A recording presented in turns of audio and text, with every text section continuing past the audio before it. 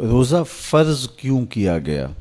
سویر سے لے کر شام تک سب کچھ ہونے کے باوصف بھوک اور پیاس میں وقت گزارنا اور میسر ہونے کے باوجود ایک گھونٹ بھی حلق سے نیچے نہ اترنے دینا، آخر اس میں کیا حکمت تھی؟ تو یہ بات اچھی طرح سے ہمیں سمجھ لینی چاہیے کہ یہ صرف کھانے پینے کو ترک کر دینا ہی نہیں ہے، بلکہ ان مقاصد جلیلہ کے حصول کے لیے روزہ رکھا جاتا ہے جو مومن کی زندگی کا مقصود ہے۔ اور اگر کوئی شخص کھانا پینا تو ترک کر دیتا ہے لیکن ان امور سے نہیں رکتا جن امور سے روکنا ان روزوں کا مقصود تھا، تو اس کا روزہ نہیں کہلاتا۔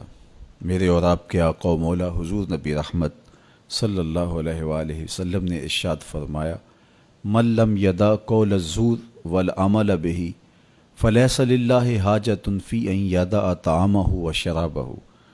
جس نے جھوٹ اور اس پر عمل کرنا نہ چھوڑا، جھوٹے کام ترک نہیں کیے، اس کا بھوکا اور پیاسا رہنا اللہ کو منظور نہیں۔ اللہ کو کوئی ضرورت نہیں کہ وہ بھوک اور پیاس کاٹے۔ روزے میں تو ان امور سے بھی روک دیا گیا جو امور عام زندگی میں جائز تھے، جو مشروع تھے، مباح تھے، لیکن روزے میں ان جائز مباح امور سے بھی منع کر دیا گیا۔ طیب اور طاہر کھانے، خوبصورت مشروب، ان سے روک دیا گیا۔ آپ آب زمزم بھی نہیں پی سکتے جبکہ وہ متبرک پانی ہے۔ شہر مدینہ میں بیٹھ کر شہر مدینہ کی پکی ہوئی کھجوریں بھی آپ نہیں لے سکتے، اس لیے کہ آپ روزے سے ہیں۔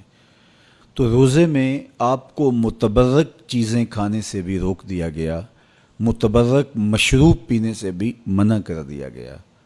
تو مجھے بتائیے، جو رب آپ کو متبرک، مشروع اور پاکیزہ کھانوں سے بھی ایک مخصوص وقت کے لیے روک رہا ہے، تو جن امور سے عام زندگی میں شریعت اسلامیہ نے ہمیں منع کیا، ہمارے رب نے ہمیں منع کیا، تو اگر روزے کے دوران ہم وہ امور بجا لائیں تو پھر روزے کی مقصدیت حاصل نہیں ہوگی۔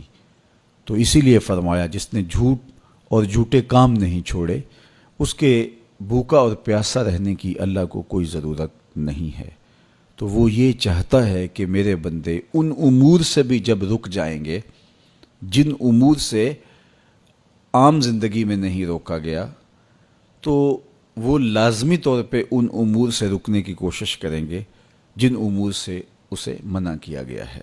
تو جب یہ چیز انسان کا فہم، انسان کی عقل اور انسان کی خرد طے کرتی ہے، تو پھر لا محالہ طور پہ رکنے کی عادت اس کے اندر تقوی کی نشأت کا ذریعہ بنتی ہے۔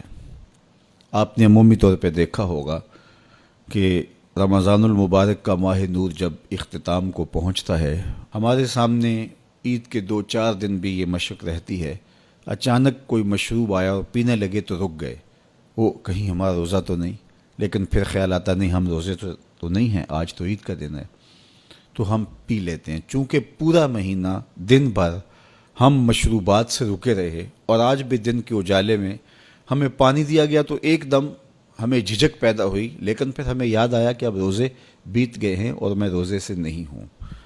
تو جو چیز جائز اور مشروع تھی، ایک وقت کے لیے اس چیز سے بھی ہم رکے تو ہماری طبیعت کے اندر یہ ملکہ پیدا ہو گیا کہ ہم اس سے رکنے کا مزاج پیدا کر لیتے ہیں۔